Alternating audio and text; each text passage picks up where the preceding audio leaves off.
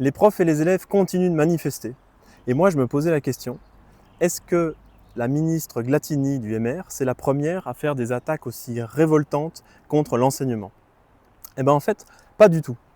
Les profs qui enseignaient déjà en 1996, ils se rappellent du vaste plan d'austérité mené par le PS à l'époque.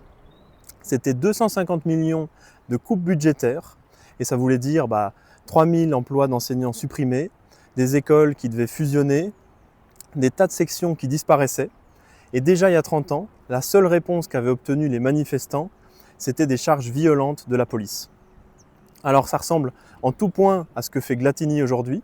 Elle s'est inspirée de Laurette Ankelins, ministre PS de l'enseignement en 1996. En fait, les politiciens, qu'ils soient de gauche ou de droite, ils ont toujours des tas de promesses pendant et avant les élections. Mais une fois au pouvoir, ils acceptent de diriger dans le cadre du capitalisme. Ils acceptent les règles du jeu.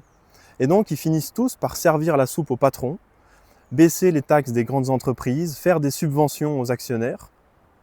Et ça se fait sur le dos des travailleurs.